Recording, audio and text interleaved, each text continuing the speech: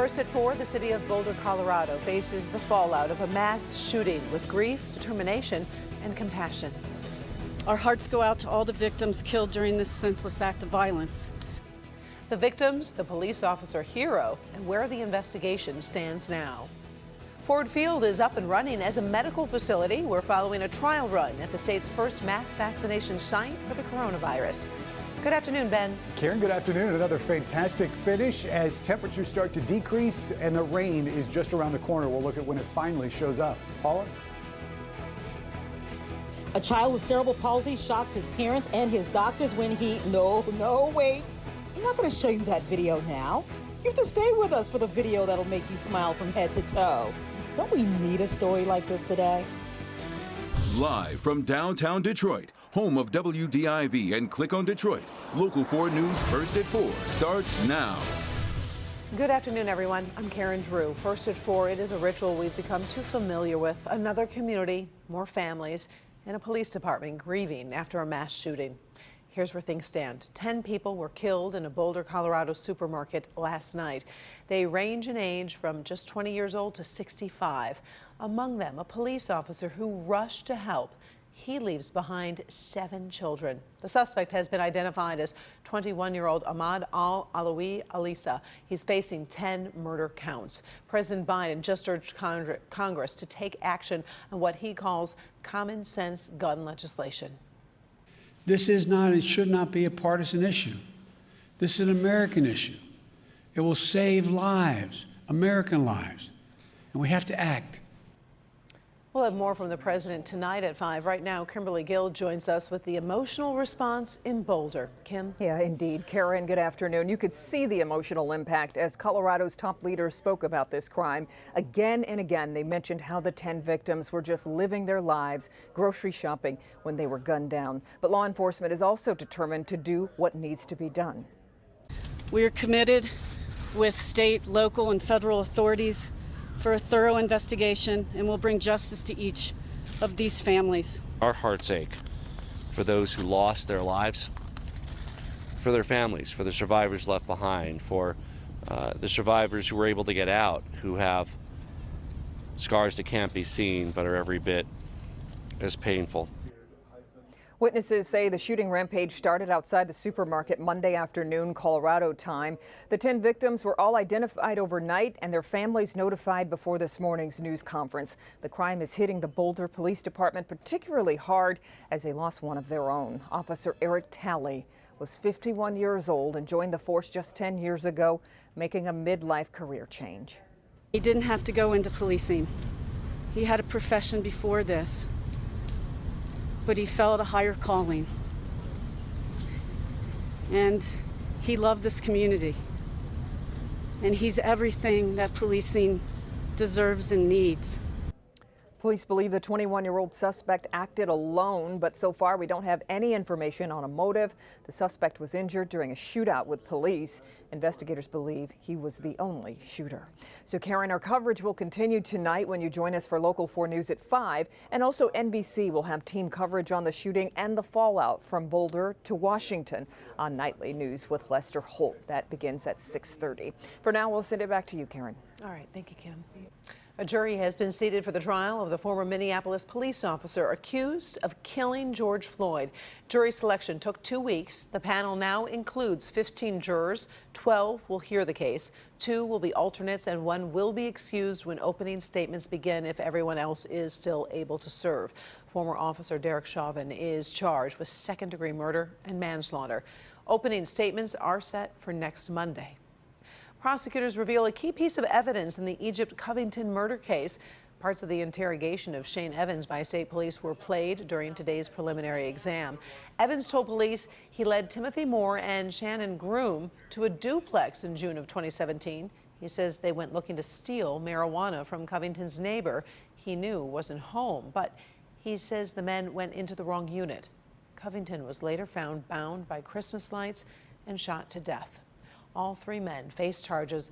After this hearing, the judge will decide if they will go to trial. Well, this could be the most critical time in Michigan's battle with the coronavirus. Vaccinations are picking up, but so are the new cases. Can we get the virus under control? That's the question. The state is reporting more than 3,500 new cases, and that's just in the past day. Michigan's test positivity rate is now up to 7%. We're also hearing about 16 additional deaths, again, in the past day. You've heard it before. We're in a race to get vaccinated before another surge or more variants make things complicated. Ford Field has been drafted into the effort to get more Metro Detroiters vaccinated. A soft launch started today for the mass vaccination clinic. It's a trial run before the site officially opens tomorrow. About 2,500 people will receive their first doses of the Pfizer vaccine. Some of the first visitors say it went smoothly. It was awesome. Very seamless, very professional. They're doing a great job. I didn't have to wait at all. It was easy. Directions were easy. Parked in the gym. My wife walked in there. Didn't have a problem. Ford Field is scheduled to be open for 8 weeks. New at 5. We'll have an update on how things are going and what comes next. New concerns are emerging about the newest research surrounding the AstraZeneca COVID vaccine. Just yesterday, we told you about results that seemed encouraging. Well, now the National Institutes of Health say it's been notified AstraZeneca may have included outdated information in its efficacy report. Current results show the AstraZeneca shot is 79% effective. AstraZeneca says the data released Monday includes cases through February 17th as the study rules specified, and its research continues. Tonight at 5, we're going to bring in Dr. McGeorge into this conversation, and we're going to get his take on the impact these questions might have on the vaccine. Well, we are seeing sunshine today, but we are getting ready for some rain. Ben, how much time do we have before that first drop starts to fall? I think a lot of us, Karen, are going to be tucked safely into bed tonight before we start seeing those raindrops arrive. But we do need the rain, and it will be here tonight going into tomorrow. We've got plenty of sunshine out there, and some of us got 70 degrees again today. Hal, you're at 71. Adrian at 70, but this is kind of rare. Metro is one of the cooler spots out there as we speak. We can see the rain, though, just off to the south of us. You can see some of those echoes right now are in parts of northern Indiana and northern Ohio, and they are headed in our direction. This is the setup. The core of it's going north of us. That's where the heavy stuff is going to be, but we're going to be seeing scattered showers around here again, starting late tonight and then going through tomorrow. In fact, the day planner here, at least through midnight tonight, shows we're still going to be dry for most of us at 12 o'clock. Temperatures in the upper 50s overnight. Mild night, but we'll look at that rain timing in just a few minutes, Karen. Now, the story of a brave little boy who seems to be beating the odds after a life-changing surgery. It's been both a heartbreaking and inspiring journey for his family and doctors. Today, they shared video of his first steps with our Paula Tutman. It's a moment they'll never forget, and now you get to share it. Ready? Turn around, go slow. You are looking at a family's miracle, a child's first steps. Good steps. At the age of 3 years old. A child whose physical disability would have followed him into adulthood. When Gabe Palazzolo was born, he had no issues whatsoever, but as he neared the 1 year mark, I noticed that his legs were different. We're noticing he wasn't really taking the initiative to walk. The eventual diagnosis, cerebral palsy. Spastic diplegia. He went from 5 minutes before that conversation to thinking your kid's going to have a completely normal life to all of a sudden you're doing a 180 that is he ever going to be able to walk, or is he going to be in a wheelchair? In January, Gabe looked like a great candidate at DMC Children's Hospital of Michigan for a procedure called selective dorsal rhizotomy. Basically, the spine is opened, the affected nerves are identified and amputated away. I saw my active 3-year-old who likes to not sit still, not want to move, and not eat, couldn't even hold his head up. And it was excruciating. The parents were told it could take a minimum of 6 months to see even small signs of progress. But Gabe decided that he was the expert. Whoa, Gabe, you're so fast.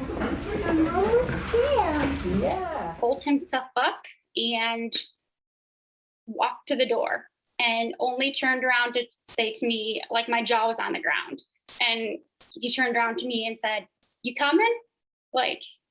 And I was just like, oh my gosh. And this is 10 days, 10 days. I'm walking down the hallway and he's waving at me and just running down the hallway. And I for a second didn't recognize him because I know I'd operated on him just a couple of weeks ago. So I wouldn't expect him to be wandering around these hallways. So it kind of shocked me, and I had to take a double take. And the 3-year-old taught the adults a thing or two. That you can never give up. I think that through a lot of this, there were, not even before the surgery, lots of periods of time that, oh, sorry, I get like emotional. You just want to like give up, and you think that it's just not going to get better, but it does. Yeah, you know what? The family didn't give up, and it did get better. And by the way, his progress is truly miraculous. I mean, medically, scientifically speaking, I talked to Dr. Marapati about that, and she said it does change her goggles because of his fast recovery, that it really does confirm the concept that those earlier interventions for this procedure can really make a difference. And how about this? It is very possible he may walk one day without even a limp. I say shoot for that one. Oh my goodness, he's I know, right? Unbelievable. That is a wow. Now, I assume there'd be more surgeries in the future, right?